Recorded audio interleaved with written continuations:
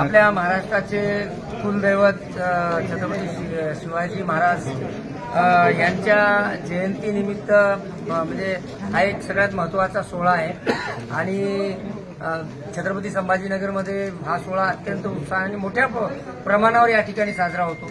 मोठ्या प्रमाणावर या ठिकाणी लोक क्रांती चौक या ठिकाणी येतात आणि संपूर्ण उत्साहाचं वातावरण असतं. अशा वेळेला पोलीस बंदोबस्त हा अत्यंत महत्त्वाचा भाग असतो.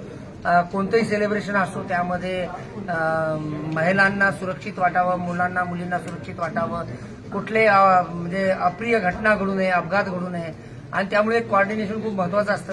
त्यामुळे आज सर्व मंडळाचे पदाधिकारी, प्रोसेशनचे जे इन्चार्ज असतील त्यांना आणि जनप्रतिनिधी यांना या ठिकाणी आम्ही येण्याची विनंती केली. आम्ही सर्वांनी मिळून चर्चा केली आणि हा शिवजयंती उत्सव हा अत्यंत चांगल्या पद्धतीने आणि सुरक्षित पद्धतीने कसा साजरा करता येईल याच्यावर चर्चा झाली.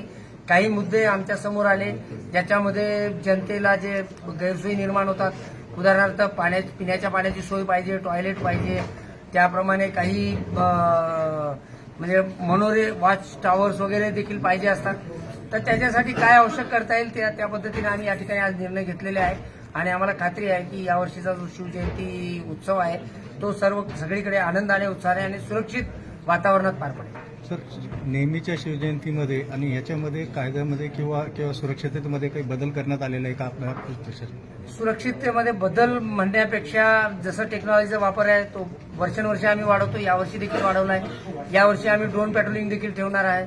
त्याचप्रमाणे स्मार्ट सिटीच्या माध्यमातून आमच्याकडे 750 कॅमेरे शहरामध्ये आहेत.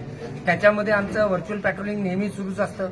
तर जे मिरवणुकीचे मार्ग असतील, जे रॅलीचे मार्ग असतील, त्या ठिकाणी ज्या ठिकाणी कॅमेरे असतात त्याच्या माध्यमातून आम्ही कंट्रोल रूमला डायरेक्टली त्याच्यावर सुपरविजन करू शकतो आणि याचा वापर आम्ही करत आहोत. शिवभक्तांना जे येणार आहेत लोक आहेत तिथं जमा होणार आहेत, सगळ्यांना शिवजयंती साजरा करणार आहेत, अशा लोकांना येताना आपण कुठल्या प्रकारचे हे करायला पाहिजे, आवाहन करणार ते सांगा. नाही, आम्ही हे सांगितलेलं आहे की आपण डीजे मुक्त प्रत्येक सण साजरा करतो त्याप्रमाणे शिवजयंतीमध्ये देखील डीजे मुक्त असायला पाहिजे.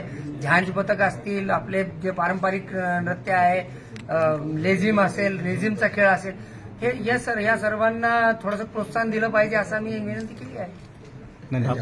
आपण आता छत्रपती संभाजीनगरचेच रहिवासी असणारे, थोडा कावेकार आहे. आता आमदार साहेब बोलता बोलता बोलले हे बेधडक आणि कडक कारवाई करून सनी हे आता छावणीची लोक तर आपल्याला भेटायला येत आहे 3 वाजता, मुकुंदवाडी वगैरेची भेटायला येत आहे.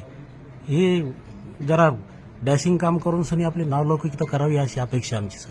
नाही, पण आपल्याला असं का वाटतं की आम्ही कारवाई करत नाहीये? मागच्या 2 महिन्यामध्ये ज्या रेड झालेल्या या ठिकाणी जो सेक्स स्कॅन्डल ओपन केलेला आहे, त्याचप्रमाणे बटनच्या विरुद्ध कारवाई आमच्या डीसीपींनी मोठ्या प्रमाणावर केलेली आहे, दारूच्या विरुद्ध कारवाई केलेली आहे. त्यामुळे ती कारवाई आतापर्यंत होत नव्हती, आता धडक कारवाई करावी हे जरा मला पटणारी गोष्ट नाहीये. सर, आता मुकुंदवाडी आणि याच्या संदर्भात जंजाळ साहेब येऊन गेले, पुन्हा आता भावसिंगपुराचे संदर्भात आता लोक भेटायला येत आहे. नाही, ठीक आहे ना, कुठे ज्या ठिकाणी जर कुणाला अडचणी असतील आणि अवैध धंदा कुठे सुरू असेल तर आम्ही त्याच्याबद्दल त्याला काही थारा देणार नाही. स्ट्रिक्ट कारवाई त्याच्यात 100% होईल. मुकुंदवाडीला जेव्हा दारूचे विक्री होत होती त्यावेळेस मी स्वतः त्या ठिकाणी रेड केली जाऊन, आणि आता डीसीपी माझ्याकडे 2 यंग डीसीपी आहेत, ते रेग्युलरली कारवाई करत आहेत. नाही, दारूचे दुकान आहे त्याच्या बाजूला पिण्यासाठी स्पेशल जागा आहे सर. नाही, कारवाया केलेल्या आहेत. थोडासा काहीतरी गैरसमज होतोय.